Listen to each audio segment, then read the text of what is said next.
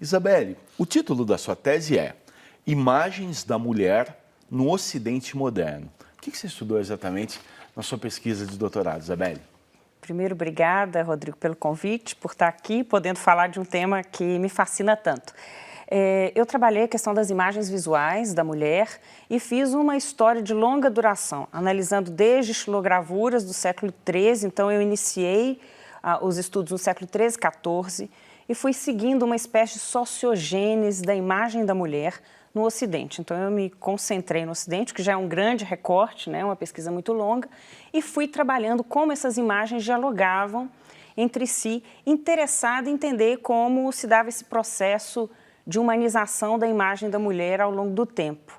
Então, foi um pouco isso, assim, esse processo modernizante, individualizante e que torna a mulher um ser humano. Assim, a gente sai desses grandes estereótipos.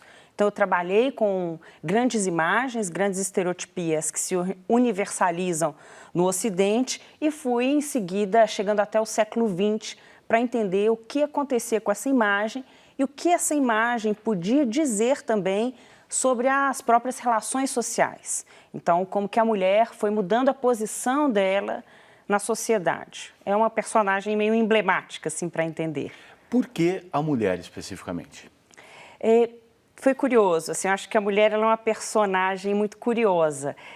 Ao mesmo tempo, ela é marginalizada, mas, no entanto, ela é uma marginal atrativa, por assim dizer, né? Então, a minha pesquisa, ela sai um pouco de uma perspectiva feminista, de gênero, eu nem sequer trabalho com o conceito de gênero, porque eu fui percebendo ao longo da pesquisa que a mulher pôde se apropriar da sua imagem de uma maneira muito curiosa. Então, se por um lado a mulher é vista como uma vítima, como uma figura frágil, eu fui percebendo ao contrário, assim, como que essa marginalidade, essa tentativa de tornar a mulher um ser inferior, também trazia dentro dessa tentativa um certo fascínio com essa imagem da mulher, dos poderes que ela possui. Então, era esse lugar contraditório que me atraía, de certa maneira, para compreender a imagem da mulher, mas ela veio como um exemplo, porque o que me interessava, sobretudo, Rodrigo, era tentar compreender como que se formam as estereotipias sociais, como que a gente consegue colocar no outro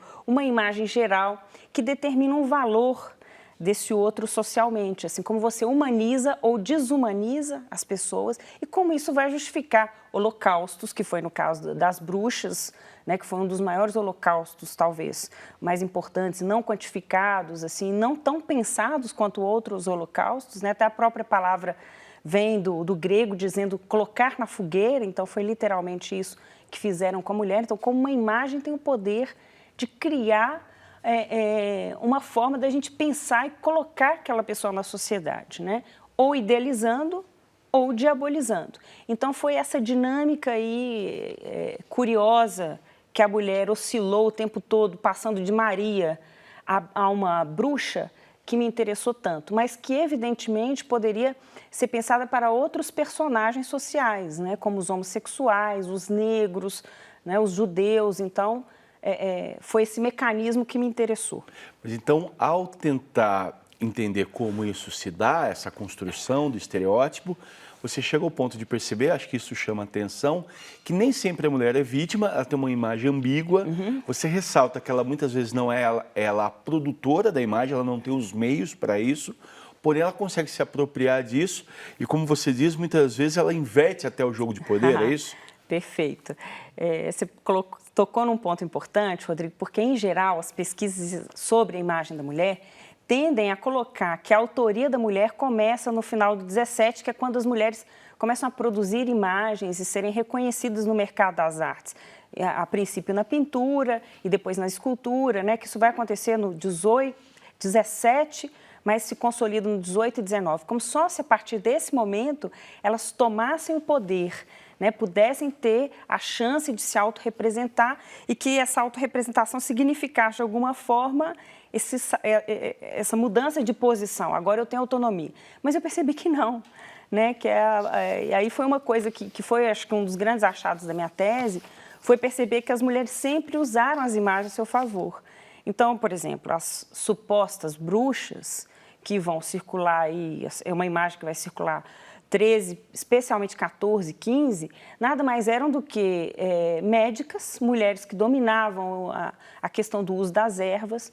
As mulheres descobriram, por exemplo, que o uso do veneno em pequenas quantidades funcionava como antídoto, que era o famoso veneno das bruxas, nada mais era do que o uso controlado do veneno. E são mulheres que vão adquirir um grande poder nas suas comunidades rurais e até mesmo entre a aristocracia, a nobreza, que buscam essas mulheres para tentar salvar as pessoas. E são mulheres que vão ser chamadas de bruxas, e é curioso que eu fui analisando lá os processos de inquisição, e elas se afirmam como bruxas, porque aquilo a conferiu um certo poder. Então, outra grande questão da minha tese é como esse jogo de estereótipos está muito ligado a uma luta por reconhecimento social. Então, as pessoas buscam isso a todo momento, até hoje. Então, não é uma novidade das redes sociais. O interessante de você analisar um longo processo histórico é que você percebe que as pessoas sempre buscaram reconhecimento. E as mulheres também. E como elas usavam essas imagens de forma invertida.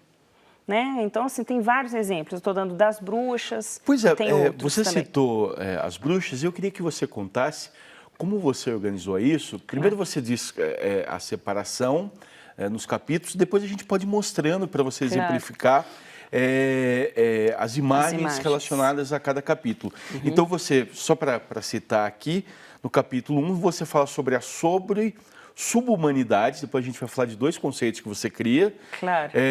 A sobre subhumanidade das bruxas, índias antropófagas. O segundo é a modernidade da prostituta, de arrependida a indiferente, é isso? Ah, não, o segundo, na verdade, é o culto mariano. Ah, desculpa, eu inventi, esse é o tá aqui, terceiro. isso. O segundo, da Maria Virgem a Carnal. Perfeito. O terceiro é esse, a modernidade da prostituta, de arrependida a indiferente. Claro. E aqui o quarto, as stars hollywoodianas. Vamos passar um por um? Vamos claro. Você já falou um tanto sobre as bruxas e a gente tem imagens, e você pode explicar para a gente, falar para a gente sobre as imagens e como que se trabalha com isso numa pesquisa como a sua. O que a gente tem ali? É curioso porque a gente tem duas imagens, uma é do Hans Baldwin Green, que ele vai trabalhar essa ideia das bruxas. Curioso pensar que as bruxas nem sempre foram representadas como velhas. Aí a gente tem uma jovem, também temos uma velha, que era uma espécie de um aviso moral que a beleza acabaria, e um certo fascínio também das mulheres belas. Agora, uma das coisas curiosas que eu percebi na tese é como que a descoberta da América vai influenciar a iconografia das bruxas na Europa. Então, na sequência, a gente tem uma imagem aí do Théodore de Bry, que é de 1592, e a gente tem essas índias canibais. Isso é curioso porque o canibalismo e o famoso caldeirão das bruxas não existia antes do conhecimento do canibalismo na América, no Brasil. Então, o caldeirão das bruxas e o canibalismo são elementos que vão ser levados do Brasil para a Europa. Então, geralmente, as pessoas tendem a pensar as imagens europeias como imagens que colonizam e que impõem uma certa estética na América. E aí a gente tem um caso de como a América também influenciou a Europa. Então, eu vou mostrar que há mais do que uma influência, uma mútua contaminação entre as imagens, que é uma coisa muito forte na minha tese, de mostrar como que as imagens dialogam entre si, como elas produzem entrelaços aí muito curiosos. Nesse caso, o canibalismo vai ser levado mesmo, eu mostro exatamente que aí, a partir de 1557, quando Hans Staden, que foi um alemão, que ficou preso entre os índios tupinambás brasileiros durante 9 meses, ele acompanhou o ritual, que na verdade é antropófago, né? Não é um ritual canibal, que tinha todo um sentido, né? Ele vai narrar isso na Alemanha e logo em seguida levar essas xilogravuras para a Europa. A partir desse momento, a imagem das bruxas começa a mudar na Europa, aparecendo os grandes caldeirões canibais, influenciados pelo Brasil.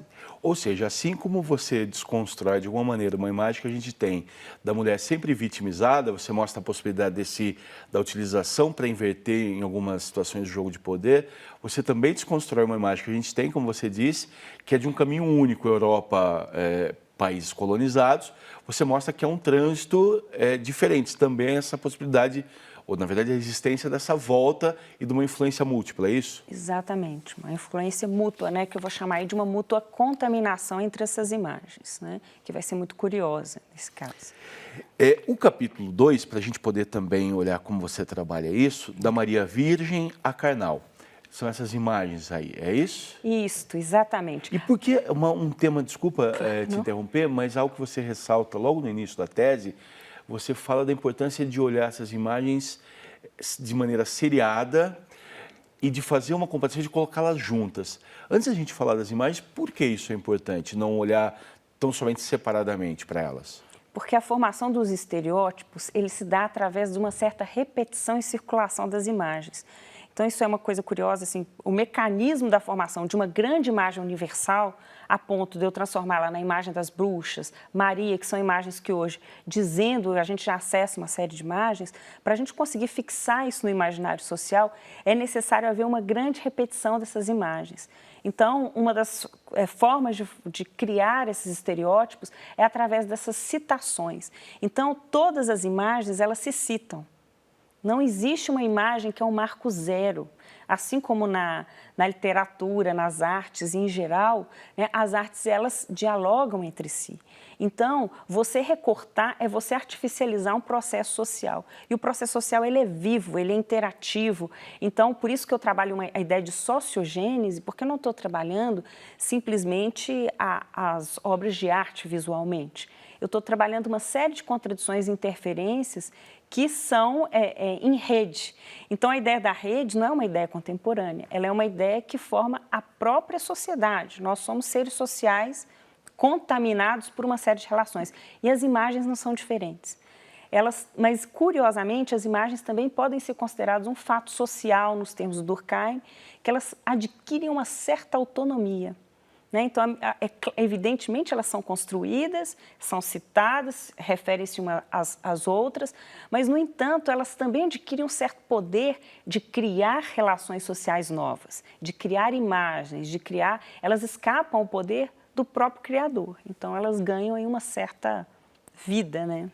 Pois é, a gente tem ali agora essa sequência que se relaciona com o capítulo 2 da Virgem Maria Carnal. O que você aborda nesse capítulo? Ao contrário das bruxas, que é todo um processo de formação de uma desumanização das mulheres, o capítulo da Maria, eu vou observar um processo de também desumanização, mas não mais uma diabolização, agora uma idealização. Ela também não é humana. Curiosamente, são duas mulheres desumanas, tanto as bruxas quanto Maria. No entanto, com valores morais com polos opostos, né? Ela exatamente surge como um contraponto para ser uma referência moral para as mulheres.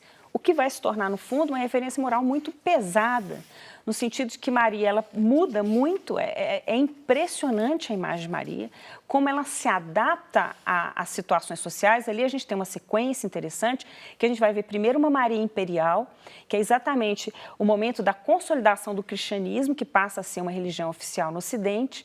Então ela está no trono, então essa necessidade da própria igreja se firmar. E essa virgindade dela, ela aponta para o menino Jesus, não tanto como uma relação maternal, mas como uma prova do poder sobrenatural de que para Deus nada é impossível. Ela pode ser virgem, gerar e continuar ali, né, entronizada. Na sequência, a gente já tem uma imagem de Maria muito mais maternal, que ela vai ser influenciada pelos grêmios italianos na Europa, que vão começar a patrocinar essa imagem e alterar um pouco o sentido oficial da imagem de Maria, oferecendo um outro lugar mais humanizado. Então, Maria vai se humanizando e, ao fim, ela desce do trono, ela está aí no chão, na famosa Natividade, que, na verdade, foi uma imagem construída por São Francisco de Assis, que vai para os montes e ele refaz essa imagem do nascimento de Jesus em meio à natureza, que, na verdade, não é citada nos evangelhos, e ela se forma como uma imagem, é uma imagem do frangélico belíssima, que está em Florença. E aí essa imagem, a gente já tem uma Maria muito mais humana, humilde, a ideia da humildade vai ser extremamente importante. E também, por fim, é uma imagem que a gente não tem aí, mas que ela é muito importante, que são as virgens negras na América. Então, Maria passa do trono a maternidade, a humildade, a se tornar negra. Então, é uma imagem que ela se transforma, aí no caso, as Marias Negras, elas funcionaram muito bem no momento da colonização, não é à toa que ela surge no século XVII, exatamente para estabelecer uma ponte afetiva entre a Europa e a América, entre pessoas que se viam como raças distintas. Né? Então, ela estabelecia um contato humano, aí, uma interlocução e uma dulcificação evidente das pessoas, dos índios especialmente. Queria chamar a atenção para algo que você diz, você citou a questão da humanização durante o processo social, mas você chama a atenção para um determinado limite ali inegociável, que é a sexualidade de Maria. Perfeito. Esse é um ponto importante. Claro.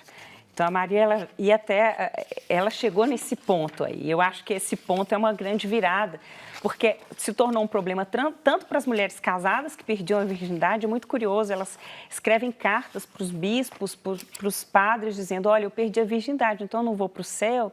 Então, é engraçado, as cartas, ele responde às cartas. Eu tenho uma carta de um padre dizendo para ele, olha, a salvação só se dá pela porta pequena. Então, era um lugar que não dava para jogar. E ele levou muitas mulheres à prostituição mesmo, né?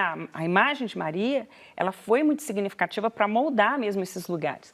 Mas, no entanto, num desses reveses que as mulheres utilizam as imagens, as famosas prostitutas que se tornam cortesãs e vão adquirir grande poder, especialmente na Itália, tem uma prostituta genial que chama Verônica Franco, que vai ser uma das primeiras mulheres a ingressar na Academia de Letras em Veneza, uma mulher que ganha grande reconhecimento social e é a primeira, isso é curioso, a ser pintada pelos grandes pintores, como Tintoretto, a representa várias vezes.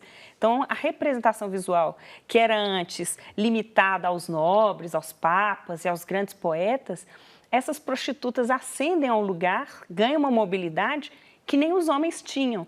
Então, eu costumo brincar que a prostituta é a primeira a entrar na modernidade, no sentido que ela é a primeira a conseguir romper a hierarquia social. Ela passa de prostituta a grande nobre, assim. Ela chega a se casar com os nobres, a ter um reconhecimento e uma reputação, exatamente por causa da imagem de Maria, que a levou para um outro lugar. Então, é um revés assim, muito curioso. Né? Por isso, a gente vai ao capítulo 3, a modernidade da prostituta, de arrependida a indiferente, é isso? Perfeito, é. E a imagem já é próxima, é isso? Não. Sim, a gente acha que tem a imagem de Maria Madalena aí, né? Maria Madalena, então, ela chega nesse limite aí, como a imagem de Maria não conseguia mais dialogar com as mulheres pela questão da virgindade, e a própria igreja, por isso que é legal entender o contexto e as relações sociais que estão ali naquele momento. A própria igreja está em um momento de ser contestada. É o momento da Contra-Reforma, é o momento que o protestantismo começa a ganhar muita força e a própria igreja está maculada, em que os padres surgem escândalos de papas que têm filhos e tudo mais. Então, a igreja tinha que encontrar uma nova imagem para si mesma. Então, assim como a imagem de Maria funcionou para a igreja se firmar com seu poder, a imagem de Maria Madalena se firmou num outro lugar, inverso, de carnal a santificada através do arrependimento. Então, a ideia da penitência, do arrependimento, passa a ser muito importante. E essa imagem vai atrair uma série de mulheres para os conventos. Então, é uma tentativa da própria igreja controlar a prostituição, que se torna incontrolável em um certo momento. Essas mulheres começam a ganhar poder e a igreja vai, não sem propósito, tornar esses conventos aí como se tivesse como grande nome Maria Madalena para atrair essas mulheres. Essas 3 imagens ainda fazem referência a esse capítulo, é isso, Isabel? Me ajuda que eu estou aqui claro. te seguindo. Não, aí agora já é um pouco depois para a gente trabalhar um pouco a questão da polimagem. Não, então vamos esperar um pouquinho isso aí, Tá porque bem. eu queria ir para o capítulo 4, que as stars Perfeito. hollywoodianas. Sim.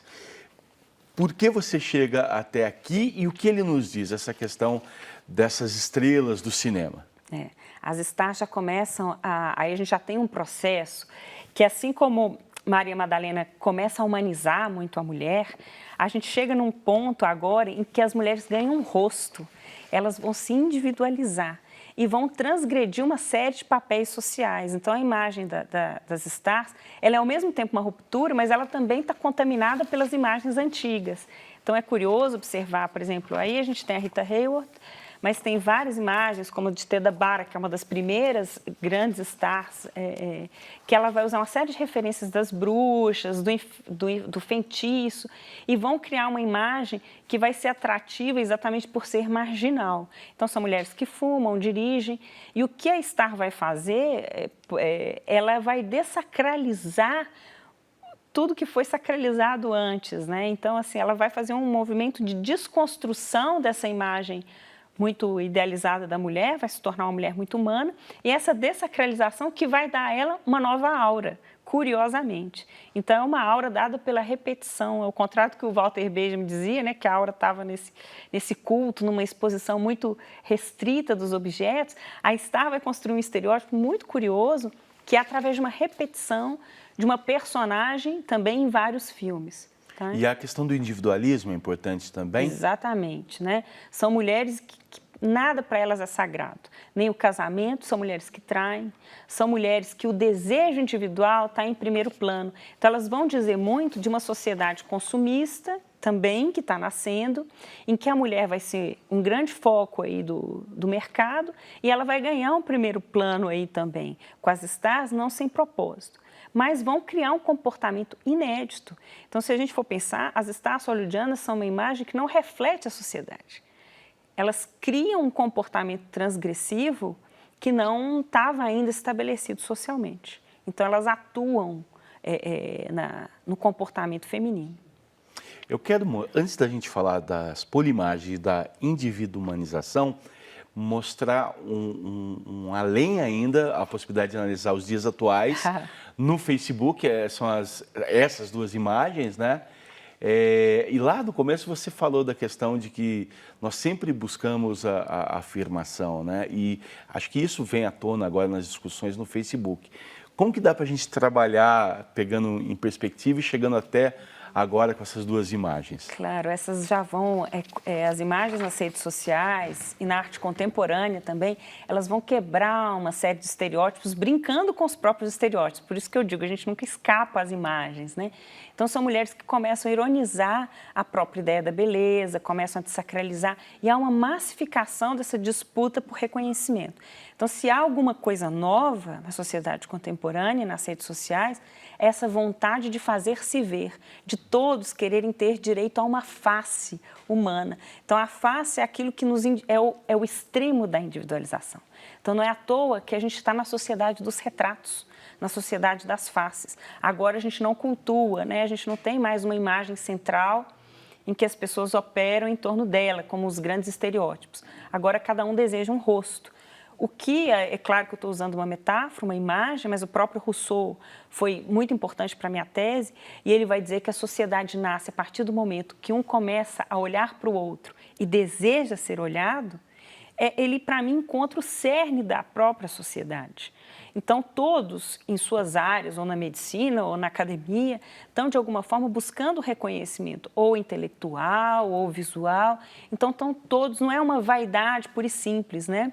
É uma necessidade de existência. Então, como que esse reconhecimento e a existência, esse aparecer e ser, né? Até Hannah Arendt usa esse conceito, não é meu, como que eles coincidem, né, como eles estão atrelados. E o que tem de novo hoje é essa massificação mesmo da disputa por reconhecimento.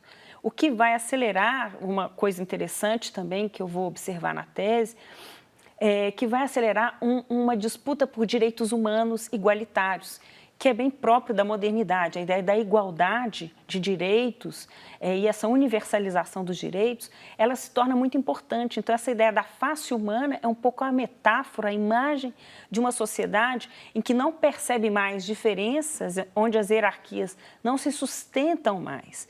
Então, essas mulheres nas redes sociais, o que elas estão fazendo é tentar quebrar essas hierarquias e estabelecer relações, ao mesmo tempo mostrar as diferenças, estabelecer relações humanas. Todos somos iguais, todos temos direito a uma face que, no fundo, é completamente particular. Isabelle, a gente tem aqui os últimos 4 minutos, mas eu queria falar desses dois termos, dois neologismos, como você mesma diz na tese, polimagens e individualização. Foi uma necessidade que você teve para contemplar as questões que você descobria enfim, trazer, enfim, elaborar esses termos e o que eles, como você os utiliza, o que eles significam? Perfeito, Rodrigo. Acho que quando falta a palavra, né, a gente tem que encontrá-la em algum lugar. Então, a ideia do poli é essa ideia de muitos, né? Então, a ideia de como que as imagens se relacionam entre si. Então, eu vou observar assim, como que todas as imagens, de alguma forma, contam um pouco sobre outras imagens. Então, toda imagem é uma rede. Você pega uma imagem, ela te puxa uma série de citações, o que é interessantíssimo e que vai te contando um pouco as relações sociais. Então, a ideia do polimagem veio nesse sentido, né? Era um método de análise também serial, que me dava a entender as relações sociais de uma forma mais ampliada, sem perder a particularidade de cada imagem. E a individualização é um neologismo que eu tentei combinar termos aparentemente contraditórios, porque o individualismo sempre esteve ligado à ideia de uma reclusão e o humanismo a uma ideia universal de nos reconhecermos como iguais. E eu vou perceber que, curiosamente, ao contrário do que a gente sempre imaginou, a aceleração do individualismo gerou uma maior humanização social. É como se a busca minha, pessoal, por ser reconhecido como uma pessoa de direitos, oferecesse mutuamente o outro a mesma luta e a gente só consegue nos reconhecer dessa maneira quando o outro nos vê dessa forma.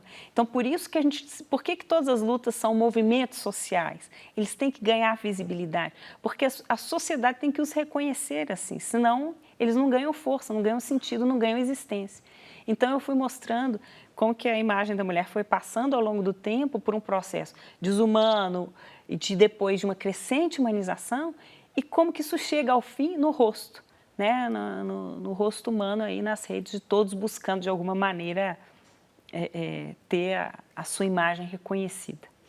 Isabelle, por fim, uma última questão, eu fiquei pensando se há, de alguma maneira, não sei se há um impacto, ou enfim, se você sentiu isso de maneira muito próxima e pessoal, quando você faz um resgate histórico tão profundo e longo, olhando para a imagem da mulher, e a gente olha para o seu trabalho, uma tese que teve na banca a professora Lília Schwarz, a professora Maria Herminda, ou seja, com todo o suporte da excelência acadêmica, uma tese que tem 700 páginas e que mergulha profundamente, muito bem calcada teoricamente, uma tese que você levou 8 anos desenvolvendo e foi para várias partes do mundo, ou seja, do ponto de vista acadêmico, ela sem retoques, mas e se havia algum choque na questão da sua própria imagem, como uma mulher que começou a carreira como jornalista, uma mulher bonita, jovem, você de alguma maneira percebia esses paralelos entre a sua pesquisa e também um pouco que passava para a questão pessoal ou não? Sempre passa, né? Eu acho que no fundo a tese,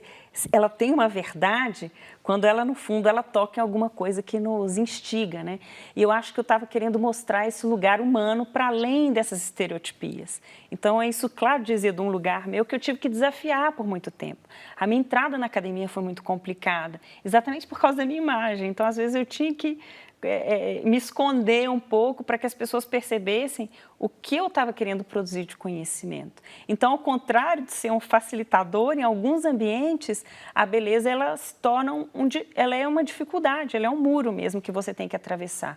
Então, para mim, foi um grande esforço, e eu acho que é um esforço longo, de muitos anos de pesquisa, muito tempo estudando, muitas viagens, exatamente para eu provar que eu poderia produzir conhecimento para além dos estereótipos, para além dessa imagem primeira e que há algo humano em todos nós que nos ultrapassa, que nos dá um sentido maior, né?